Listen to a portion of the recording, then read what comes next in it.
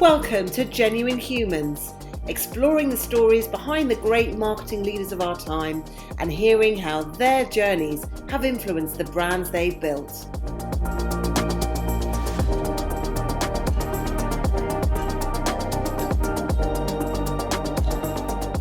Brought to you by The Social Element, here are our hosts, Tamara Littleton, CEO and founder, and Wendy Christie, Chief People Officer. Wendy and I are delighted to be joined today by Lee Goodger, Head of Social for Huawei. Welcome, Lee. Pleasure to be here. Thank you. Now, Lee, we first met when you were at Shell, but I'd love to hear more about how you got to where you are now. And I know that some of us fall into marketing, but it was a bit of a calling for you, wasn't it? Do you want to tell us about the journey? Yeah, absolutely. If I think back now, I was very fortunate to have been taken aboard on holiday as a child. And my grandfather was very much a shopper. He loved going to supermarkets and I would go along with him. And from that moment, it was seeing as a child different products you can buy in the UK. So cereals, Honey Smacks was the equivalent of Sugar Puffs. Wall's ice cream was Frigo with all the different chocolate and different flavours and things. And that kind of intrigue of packaging and branding has always been something which I've been interested in. And then I sort of kind of fast forward to my school days. And I think about my economics teacher, Miss Cottrell, who introduced us to the Sir John Harvey Jones Troubleshooter series. And he would go into businesses and organisations where they would have a problem. And he would pretty much just kind of identify what the situation and the challenges they were facing. And more often than not, it was where personal opinion would replace consumer need. It was based on what they felt they should be doing as opposed to asking through, say, market research. And I always found that really interesting of the marketing, the branding side coming together. And that's always been, throughout my career, looking at audience insights, research, and how that can positively impact a brand. So you're now at Huawei and heading up social media. I appreciate it's really early days, but what is your role there, and what are you actually looking forward to in your new role? Yeah, absolutely. It's week 4, so still the new boy. For me, really, it's like probably in a situation for most social media managers, understanding the business priorities. What is it that Huawei are looking at, sharing, doing, thinking about, and then how do we use the social media platforms in the appropriate way? From every scale, if it's using Twitter appropriately, the different formats, the understanding the algorithms, looking at social listening, paid media, the list goes on and on. It's continually evolving. So for me, it's really this moment in time, understanding what the business priorities are, and then really applying my experience to make sure that I deliver to that ambition in the way that is most appropriate for our audiences and for the business as well. Now, spanning your career, as I said, we met when you were at Shell. I'd be happy to hear about the sort of journey that kind of led you to getting all the way to Huawei as well. But I'd also love to just understand, what have you been most proud of so far? There are many times I've looked in my career and gone, I'm really proud of things I've done. Actually, probably the highlight, if you will, to date has been working on a D&I program at Shell, which was focusing on closing the gender gap for women, female engineers. And I think it was only doing this program I realised what a gap there is. I've been very fortunate to have worked in organisations where there was a very equal balance of female to male leadership. So that it wasn't really apparent. I didn't see that gap and those microaggressions that other women have experienced. Also, I went to an all-girls school for my A-levels. So again, it was an interesting dynamic bringing that into the place as well, that I was very aware of the different gender stereotypes, but being in that environment, you don't really see that. So coming into an engineering as Shell is and owning the conversation that wasn't just a reflection of what they were experiencing, but wider industry moments was quite something special. And the creative work with the agency at that time was just social first. It ticked all the boxes of best-in-class social media on a topic that really, really mattered. Fantastic. What a great thing to be involved in. I do think it's kind of worrying that it's something that's going back a little bit as well. It seems to be that discussion is being put on hold during the pandemic, but perhaps one for another conversation. Now, thinking about any brand that you've worked with, so brand side or agency, because I know you've been on agency side, what has been the biggest transformation that you've seen? I think really it's just been owning the conversation with audiences by far. Social media has meant there's that spontaneous research. It's not just in a as an ex quote unquote researcher asking opinions of audiences, whereas social allows people to share what they want, what they feel is appropriate. That said, it's navigating what is the right mix of conversation. There's a lot of people, the keyboard warriors, who use it just to attack, and the trolls, but it's really a lot of passionate audiences out there who are so committed to the brands they invest in. And I think there's a huge opportunity for brands to understand more and work with these audiences. So for me, I think that the distance between brand just broadcasting message to sharing, collaborating has certainly allowed brands to own that space, and that's been the biggest growth, I think, and will continue to be a big milestone for organisations to date. But that's actually a really lovely segue onto another question. So, obviously, my passion at the social element is around helping brands have genuine human connections with their consumers. So, how have you managed to sort of create connections between any brand that you've worked on and customers? There are many times where I have ensured that audiences can come as close as brand as possible through meetups, through experiential events, just outreaching to audiences. That's been a kind of almost a move from my early days as a core researcher of then putting the product in the hands of new audiences. Working with Miele, we ran a program at 1,000 Heads called a Miele for Two, where we had a steam oven, identified food bloggers, and gave them option recipe cards that they could then select what they wanted, sent the product out to them, and then we gave them a framework to cook the food around. So it was all up to them what they felt of the product, but we were engaging with them to kind of give them opportunity to do so. Similar for Puma at Edelman, we ran various events with football groups where we would host an event and just let them meet the Puma management to get close to the brand and see what was going on. Fantastic. It's kind of, I remember those sort of the earlier days of digital when all of these things were just so experimental. And yeah, it's great to hear that you were really sort of at the forefront of that. And did the food bloggers get to keep the ovens? No, they sent it back. So it was very much in an ethical space. So there was no bribery. There was no way of looking like we were hoodwinking them, if you will, to give positive reviews. It was very kind of from an editorial perspective. If the product's good enough, it will speak for itself. And it's not, we need to learn from that as well. Yeah. So focusing specifically on social media, what's your biggest priority for the year ahead at Huawei? I've been at the company obviously for a few weeks, but as I said earlier on, it's like most organisations, understanding what are the right areas to invest in. So it's really a case of understanding the business priorities, aligning those to social media opportunity, and delivering on that. It's as super simple as that, really. As I say, there are so many things that I can be getting involved in, but I've got to kind of just pace myself a bit. I get quite enthusiastic about lots of opportunity, so it's slowing down a bit rather than getting ahead of myself, and really just delivering on what is right for audiences and what is right for the business. So let's go back a little bit and talk about what led up to all this, Lee. And we'll start with Lee as a child, if that's okay.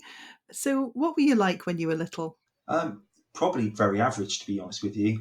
I don't think it was anything particularly outstanding. I wasn't the kid who was picked on, but then I wasn't the bully. I wasn't last to be picked for the football team, but then I wasn't the first. So I was very kind of average in that space. Not saying I was completely invisible, but I was quite comfortable in my skin and happy to just play. I think as a child of the 70s, 80s, there were lots of, free time to go and do stuff. Very different to my children on the Xbox all the time now. So I was out on my bike and just exploring and playing. I think imagination, creativity in that space there, being self-reliant with limited toys and only when the TV channel stopped at 5 o'clock in the afternoon. So a very, very different time. And what was your first job? My first job actually was at Homebase, the DIY store. So I was there for 5 years from 15, and I was everything from being on the checkouts to the information desk, stacking shelves, to those kind of things. absolutely no idea about DIY whatsoever, so it hasn't made a lasting impression.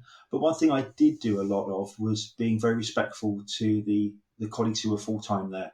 There were lots of students who, not saying didn't care, but it was a casual Saturday job and evening, Yeah. and really were kind of just doing the bare minimum.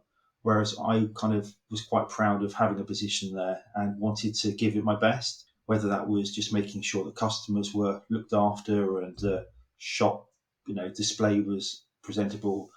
So I really did take some pride in that time I had there, and it was a great opportunity to learn from all different areas of retail, if you will. So yeah, it was a good 5 years spent. Brilliant. And what's the worst job you've ever had? I don't think I've ever had a worse job, fortunately. I've had jobs which haven't lived up to expectation. That's been the real issue, I think, when one job in particular where I arrived on my first day and people were crying at their desk Oh, and they'd had 7 waves of redundancy and they hadn't told me that. Ooh. So the business was going through transformation from old print work they were doing to digital, and all the kind of print and sort of older school of business were being let go. And it was really difficult being walking around a business and then you find that clients had been completely missold the deliverable, and I was meant to be working with the client when there was no way we could deliver what they were doing.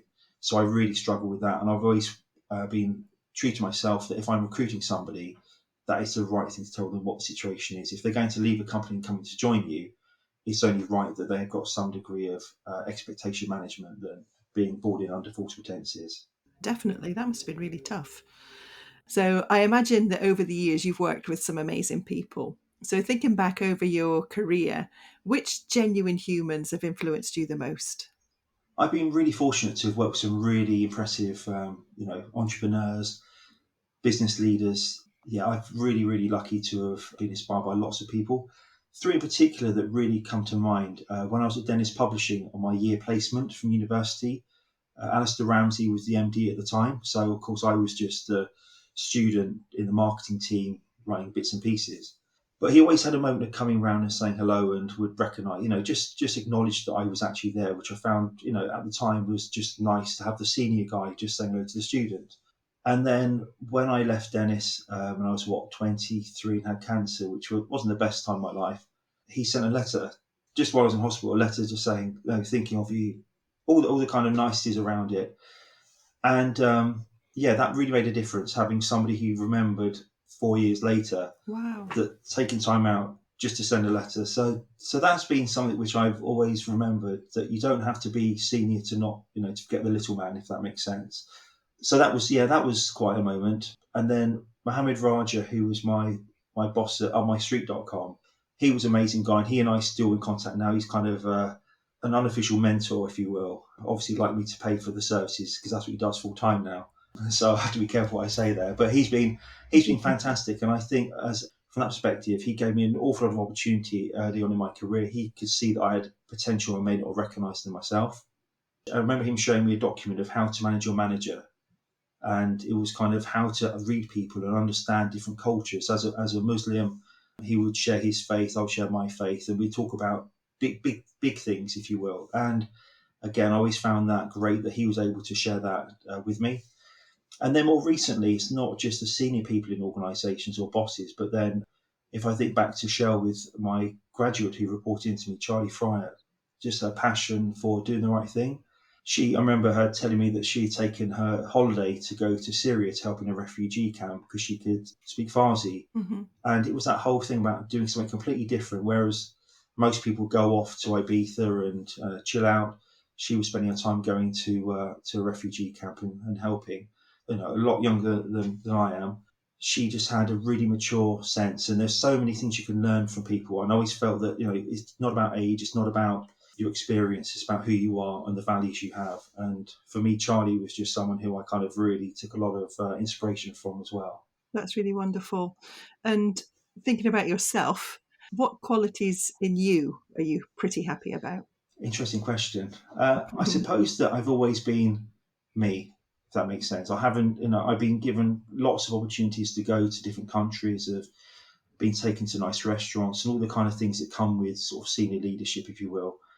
But I've always made sure I appreciate that. I've never taken for granted. I've not come back trying to think, well, we're going to go and live this life and buy fancy cars and live above my means. So that's not been me at all. So I think I've always been very grounded. I really appreciate everything that every day, every opportunity I have. It's just a joy. So I think really from that moment, it's just about appreciating stuff and not changing. Simple as that, really. How would you define your leadership style? I looked into this because I was quite intrigued to know what the definition of leadership is. People have often said to me that you are a leader, and it's like, well, what does that really mean? And do you have to earn it? Do you have to define it? Whatever it is. And there were three kind of qualities that I kind of saw that I kind of related to. One was kind of definition of a pace setter being helpful or motivational. And again, I've always made sure that my colleagues, no matter what seniority they're at, it's making sure they get credit for the work they do and allow them to have a voice at a table, whether it's say Charlie or graduate level or senior management. It's just making sure that people are recognised for the work they do. I suppose the coaching comes into that, again, making sure that I'm sharing my experiences and giving opportunities for people to present. I had one experience many years ago where you had a boss come in, he would do the intro, the outro, and leave everybody doing the stuff in the middle. And whilst I appreciated I could have the voice in the room, you knew they weren't really involved. They just kind of a token gesture. And I've never wanted to be that manager. It's kind of want to be involved to do more than that. So that's been really key. And then I suppose it comes into the visionary, having a look around and what's the future trends? What do I have to do? Working with Americo, my boss, ex-boss from Shell now, he and I both coined the phrase to be a practitioner, not theorist. And I think that's really key as well. How can you lean into things and own it so you're not just giving a subjective opinion in a meeting, but you've got some experience around it? So again, it's all those kind of things mixed up there, but appreciating people, coaching them, supporting them as much as I can, just trying to be nice. And that sounds really corny, but it is just being nice at the end of the day. No politics, just helping people. Mm-hmm. And have you been influenced by other leaders along the way, or have you got like a particular business book that's your go-to book or anything? From a business perspective, I've had Marcus Dyer, who's my boss from Edelman. Again, somebody who I looked up to, who's an entrepreneur, just again, always seeing opportunity, investing in people. But he would go out and just do simple things like buying, if it's a hot day, we'd go to the shop and buy ice creams for the entire team. Really simple things. He didn't go and send a PA to do it or something. He would go and just organise it. So I felt, again, that kind of leadership style of being completely part of the team is what I've sort of valued. Mm. I remember as well working with Wix, a client of mine. I think his name was Bill Grimsby, who was the MD of the business. He used to wear just the same T-shirts. I'm trying to think what they're called. Like a polo shirt or something? Polo shirts, yeah. So he would wear the polo shirts the staff wore. And I remember going to a meeting at head office and all the guys were in suits, but he was wearing the polo shirt with his name on it. And again, it was an interesting reflection that you can be down to earth with your colleagues around you. So for me, I think it's that leadership of just being open and transparent and being there, not just being this sort of figurehead who's not involved. But I like to get my hands dirty on stuff anyway, so it's probably more of my natural flavour. There was a completely opposite to that. I was at a conference and there was a senior leader, and he was showing how his PA had these colour codes when he was coming into the office. So depending on his mood, she would put whether he was green, amber or red, so people knew what to talk to him or not. And I just thought, and he was happily boasting this kind of display of communication and leadership. And I thought, if you've got to put a red on to show you're not in a good mood, I thought, really, is that appropriate given the position you hold? You're saying that to a group of young leaders. I took quite offence to that and voiced my opinion as well. Well, thank God for leaders like you instead, because that doesn't sound good. Imagine having something really important that you needed to take to that guy. You needed to talk to him, and you get there and it's red. Red, yeah. What an awful start. No. Lee, you've been at Huawei only a short time, and we're still currently in lockdown, although obviously we're soon to be released. But how are you focusing on culture and team collaboration? I'm really fortunate that the team have got great leadership. My boss is brilliant. 4 weeks in, so I'm going to say that anyway. But he's great. He's really good. And we have a 9:15 call in the morning. And it's partly to share what we're doing in the day, but also to check in on people. And then at 5 o'clock, again, a kind of similar thing with the wider team as well. So straight away, I can see that there's a moment where people are being respected. He understands people in different life situations at the moment. We had a call the other day where one colleague has got his daughter playing the recorder, and you hear her in the background with this noise, and happy to, and he'll put the camera around, and everybody laughs at that, and it's great because you see the pressure coming off him when you're trying to focus on the task at hand. Another colleague who just held up his son in his Spider-Man outfit during a call the other day. So again, it's kind of proper business, but giving that reflection that we're in strange times. So let's not beat people up if they're having a moment with the family as well. So I think recognizing that people are finding it difficult, that we're in difficult times, but just trying to embrace everything and give it respect is really important. So yeah, I think that it's really keeping that momentum of just recognizing, supporting, sharing, and saying if you need time out, then do so. I love it. And I kind of hope that when people do go back into offices, and obviously video conferences will continue, I kind of hope that we never lose that more personal touch, that it's totally okay to have children, cats, and recorders on video going forward. I kind of hope that we don't lose it. Absolutely. Totally agree with you. I mean, Paul will sit there and suddenly his cat will appear meowing on the screen and make a guest appearance and jump off again. Excellent. So, or you hear people saying, "Oh, sorry about that." The tumble dryers on in the background, or the washing machine because it's a nice day. Again, it's just people being normal, which is great. Absolutely. We're going to move on to the final part of the podcast now, and we'll ask a few quick fire personal questions if that's okay. It's going to be really highbrow stuff. So let's start with, what's your guilty pleasure? So I had to really think long and hard about this one. There's quite a few, but one of them, which is probably, I'm not sure if it's guilty pleasure, which is weird or not, I like a good bargain. Again, it probably goes back to what I was saying earlier about going shopping as well. So, if there's, the other day I was out in Sainsbury's and they had bread that was being reduced to 15 pence a loaf. So I kind of grabbed a few of those and was quite proud. I'd made there's a bargain to be had. If I'm online shopping, I'll search the codes before I purchase it. And there's a Awesome. kind of, that's a guilty pleasure, I think. And what about your perfect weekend? What would that look like?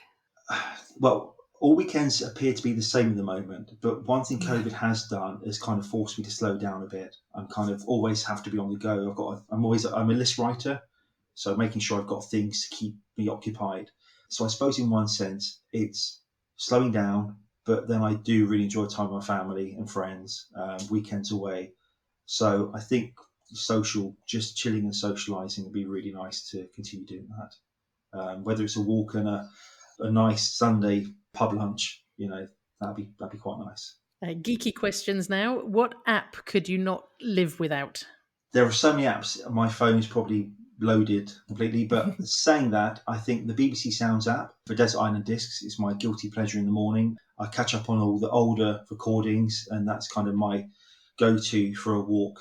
Bit of debate, sort of interview, and some music, which is great. So the BBC Sounds app. I've also got an app called Soundbox, which is full of just strange noises of like robots, alien voices, dogs barking.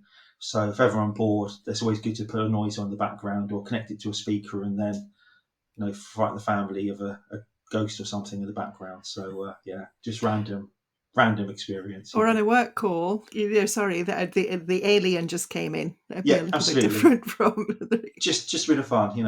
I used to help out with a youth group, so we used to do these night hikes, and then there's one of the sounds was somebody screaming, so you just play that round and watch the kids get frightened, just for fun. I don't know why, but yeah. And if you could invent something, what would it be? Quite selfishly, because I did think to myself, going through the kind of sustainable packaging and new kind of environmental stuff, and then I was like, well, that's good, and I don't have the engineering background to be qualified in that. Selfishly, it'll be healthy chocolate. And I don't mean just like the stuff with no taste in it, because that doesn't taste nice. It's got to be normal Cadbury's, full fat dairy milk, but slimming at the same time. So that's a challenge for Cadbury's. If you know them, please put them in contact. I'll be a taster for sure. But yeah, healthy chocolate. Shut up and take my money. So, if we had the power, Lee, to gift you an extra hour every day, what would you do with it? one thing that I struggle with, I'm sure you do as well, is that so busy at work that you find that the limited time at the end of the day is kind of for family and just chilling. I'm quite passionate about community and supporting people. So at Christmas we did a thing for a women's refuge. So for women with children where they really have nothing at all. And I'd like, if there's that time at the end of the day, is to do more things like food bank. Again, I've got friends who help out with it's called Food Shop, which is the next step from food bank, where you pay £3 and you're given £15 worth of food.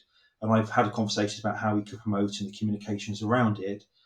But it's just sometimes where you actually want to physically do something. I've struggled sometimes. Probably I could do more to be physically there. So if there's an extra hour to just do something, that would be a dream, if you will.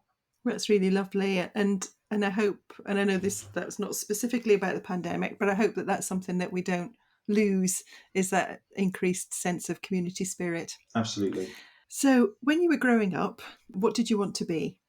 Interesting enough, there was a book that I had when I was probably about 8 called The Cartoonist by Betsy Byers, who was a novel, but it was about somebody who used to draw in his attic. And for a moment, I did want to become an illustrator of comics, those kind of things. I used to draw small sketches. So that's called creativity. Again, when you haven't got, an Xbox or the TV finished at 5 o'clock, give you time to think and do those kind of things. So I think that kind of creative passion would be, I always doodling. If I'm on calls, I'll start just sketching a face and that kind of stuff there. So it hasn't gone away, but yeah, that would have been a nice, that sliding doors moment. What if I'd have become a cartoon illustrator? Sure, it's not too late. And how would your friends describe you? Probably have a chancer, to be honest with you. They look at me, and I think because I haven't changed and I'm still really good friends with a lot of the guys I grew up with when I was sort of 15, 16 and onwards, they know me and they know that I'm pretty much the same. So if I'm going off somewhere for travel, they'll just laugh at me and go, "How do you do this?" And what do you?" So I think that they'll see me as somebody who has just been very loyal to them, a chancer, a joker, and just very kind of honest, I think. And would they describe you as introvert or extrovert? Probably, well, I know that I'm a bit more on the introverted side, yeah. And again, goes back to the chancer things. I've had a few times where I've kind of gate crashed parties, not in a horrible way, but if there's a door that says private, I'll go through it. And the best one I did was at the Hangover 3 premiere. And I took a colleague at the time. I was like, just follow me, we'll go through. And there was Bradley Cooper, Zach Galifianakis, and the entire cast in a restaurant in London that could only seat about 30 people. And we sat in the bar and were talking to the end of the evening. And I tell my friends afterwards, they go, "How do you do it?" And I go, "Well, the door was there." And you just get told to leave if it's not appropriate. And no one asked me to leave. And they were talking to me. So I'm definitely going to go out for a drink with you then, so we can go into Yes. just open go VIP rooms. it is. I don't know why I just have this. So what's going behind that? And it's not to be, not to manipulate you. And I don't do selfies with them at all. None of that. It's just like, well, what goes on behind the door here? And yeah. A natural curiosity.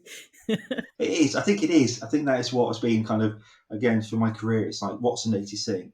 What's happening next? And why has that door got private on it? I'm sure I can just open the door and go for a chat. I love it.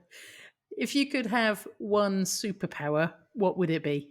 Again, I was thinking about speed, invisibility, mind reading, all that kind of stuff, and keeping it really simple, perfect recollection, so that when I meet somebody, I remember their name, because I'm terrible at names. Literally, I'll bump into people and they'll go, "Hi," and I've done it before. I was on a business trip once, and somebody saw me on a plane, and I completely thought they were somebody else. It was really embarrassing. So yeah, just have that moment where I can look at somebody and go, and remember exactly who they are. That will be quite simple but effective. Also very useful for going into VIP rooms as well. Absolutely. That'd be very good, wouldn't it? The bouncers' names. Yeah, that'd be fantastic. Yeah. So, Lee, we're coming to the end, and I wanted to check, is there anything that you wish that we had asked you, or any closing thoughts from you?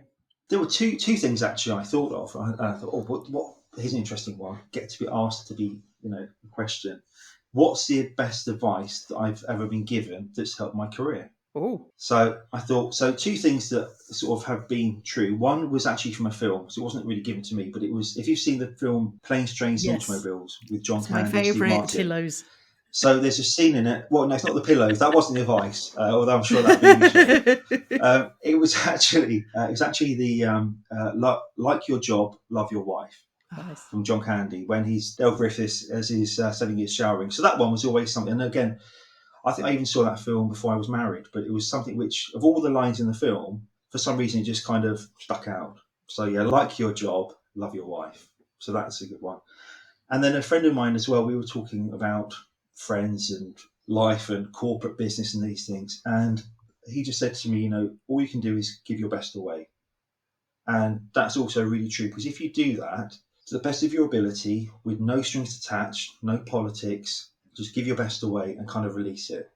And if your best isn't good enough to somebody else, well, that's their opinion. But if it's done genuinely to support somebody to get something done, whether that's in a work environment, whether it's from community outreach, whatever it is, I think that's really, really important, that you're just releasing something with the best intention. And I think that is from a career point of view, where you do get politics in organisations at different levels, different people not sure, suspicious of what you're trying, what the intent is. But if you go with that approach, I think you can't go wrong. So that was my first question. And the other one was, what's been the secret of my success? If you can, and again, success is all relative to different people anyway. And again, I thought about this, and it was really obvious that I was, and as I mentioned earlier on, I went to an all-girls school.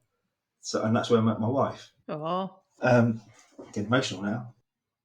And she's been the backbone of my career, totally. When I've gone, I'm going to go and join a company that's into interactive television, or this thing called social media, or digital communications. Back in 2000, leaving a very good marketing consultancy to go and join a .com startup called upmystreet.com, this thing called the internet. I mean, it's like bonkers, but she allowed me to do it. She's just supported all the way there. And that's been, if there is a secret to someone's success, it's knowing that I've got the freedom to do what I want to do with the support to do it. that's wonderful when you get that kind of support as well. That really makes a difference. Absolutely. I mean, I've got friends whose partners are suspicious of what they're doing. I mean, I've taken Emma to work functions. I mean, most of my colleagues already know Emma because I talk about her, probably bore them a bit. But just dropping conversation, what she's doing. Like yesterday evening, she's a midwife, and last night she was on shift, so I was on a call like this. In fact, she might be asleep next door because she got back early this morning. And I just talk about it very openly, or take Emma to events. So I remember a work function one time, and Emma walked in, they all knew her.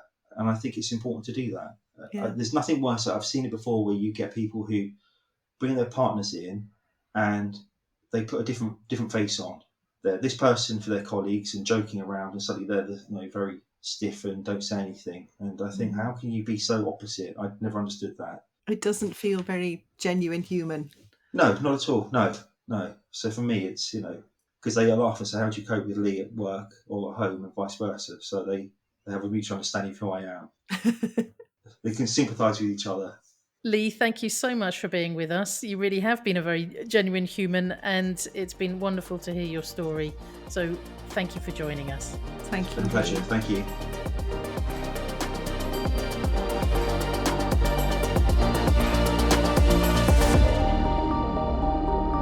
You've been listening to Genuine Humans, brought to you by The Social Element. If you loved what you heard, remember to subscribe, or you can find out more at www.thesocialelement.agency.